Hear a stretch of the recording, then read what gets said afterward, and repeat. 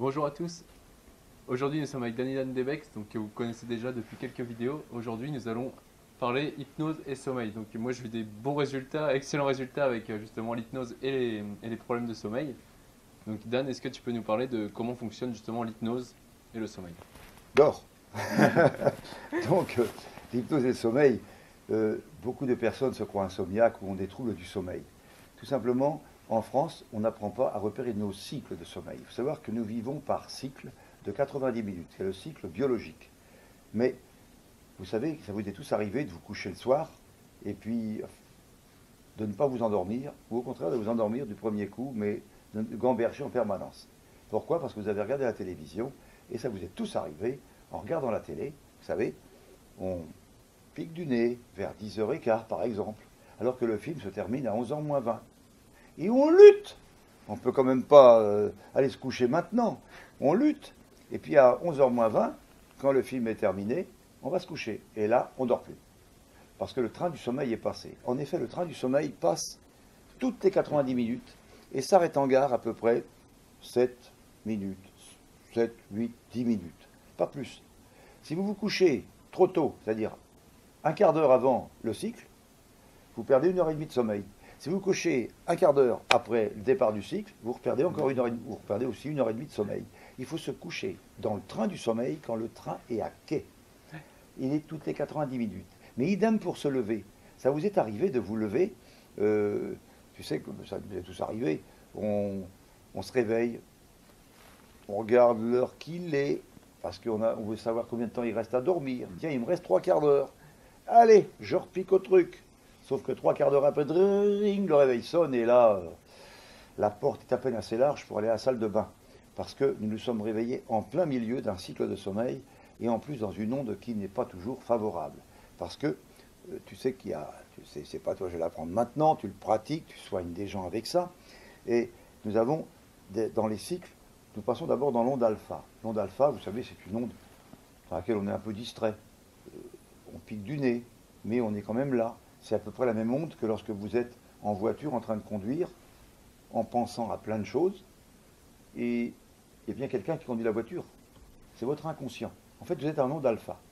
Et c'est la même onde lorsque vous êtes dans le lit, sauf que là, vous avez les yeux fermés, vous êtes dans le noir et allongé, donc décontracté. Cérébralement, c'est la même onde. Il n'y a que musculairement qu'elle est différente. Et donc, cette onde alpha, c'est juste la porte d'entrée du sommeil. Puis à un moment donné, on passe dans une onde qu'on appelle l'onde θ. L'onde θ, qui dure très peu de temps, c'est la phase où on perd l'espace-temps. On n'est pas encore vraiment dans le sommeil, mais quelqu'un vous dit, dis donc chérie, t'as sorti la poubelle? Oui, oui, elle est belle, oui. On entend que la dernière syllabe, celle qui nous arrange, en fait. Et après, on arrive au stade 50-50, où le conscient passe à la moitié de sa fonction et l'inconscient commence l'autre moitié. Et là, on passe dans le stade qu'on appelle l'onde delta 2 et que moi je vais appeler ici l'onde bordel. Parce que c'est l'onde de tous les rêves abracadabrants qui n'ont ni queue ni tête. On rêve de notre mère qui a un corps de cheval, des roues de voiture à la place des jambes, est assise en haut de la tour Eiffel et elle discute avec un gus dans un sous-marin sous la banquise. Tout ce qui est plus logique, n'est-ce pas? Eh bien, cette onde de, de sommeil, c'est l'onde des rêves abracadabrants et aussi des cauchemars. Donc c'est une onde fatigante. Et puis ensuite, on entre dans ce qu'on appelle l'onde delta 2, delta 3, qui est l'onde du sommeil profond. Et puis l'onde delta 4, l'onde du sommeil très profond. C'est les deux ondes qui vraiment nous permettent de récupérer vraiment. Et après, on revient dans ce qu'on appelle un éveil paradoxal ou un sommeil paradoxal, qui est l'équivalent de l'onde alpha. On est revenu au point de départ. Et on redémarre à nouveau, alpha, θ, delta 2, delta 3, delta 4, et on redémarre, et toutes les 90 minutes. Sauf que, au fil de la nuit, notre onde delta 2, l'onde bordel, grandit, grandit, grandit, grandit, grandit. Alors que l'onde du sommeil profond et du sommeil très profond raccourcit, raccourcit, raccourcit au point de ne plus exister.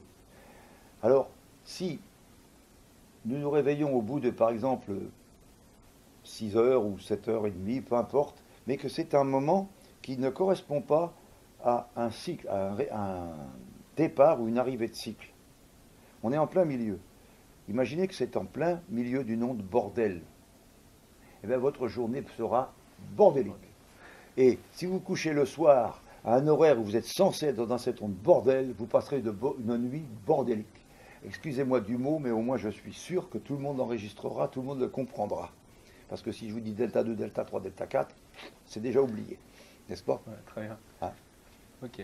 Et ce qui est intéressant, du coup, quand on maîtrise ces cycles de sommeil, eh ben, on peut réduire vraiment notre niveau de sommeil. Ben oui, parce que c'est dans le premier cycle, vous savez, on dit toujours qu'il ne faut jamais réveiller quelqu'un dans son premier sommeil. En fait, dans son premier cycle, mais à condition qu'il soit respecté en horaire, comme on le fait en Chine, dans tous les pays d'Asie, puisque là-bas, on n'a pas le temps de dormir.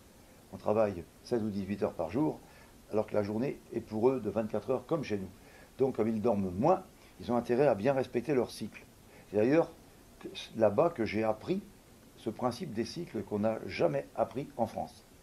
Chez nous, tu as envie de dormir, tu n'y arrives pas, tiens, voilà un médicament. Ben, le meilleur médicament, il est là-haut, et dans le respect de notre corps, dans le respect de nos cycles biologiques. C'est ça. Voilà. Bref, voilà, très bien. Bah, du coup, vous en savez plus sur l'hypnose et le sommeil.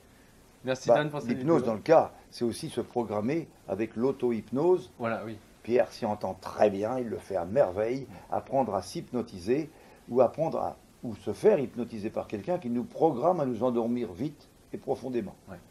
Ajouter au cycle, ça devient le sommeil parfait. Et dans ce cas-là, nous n'avons plus besoin de passer des heures et des heures en train de faire mine de dormir, en gambergeant en permanence, mais ça nous permet de dormir peu de temps en ayant une très grande récupération. Voilà. Voilà. Et c'est vrai qu'en une séance ou quelques séances, le problème est résolu et le sommeil est retrouvé. ça va très c'est vite. impressionnant. Ouais. Sans médicaments. Sans médicaments. Bah, très bien, merci Dan. Merci Pierre. Et, nous, on se revoit bientôt sur une prochaine vidéo avec Dan. Merci.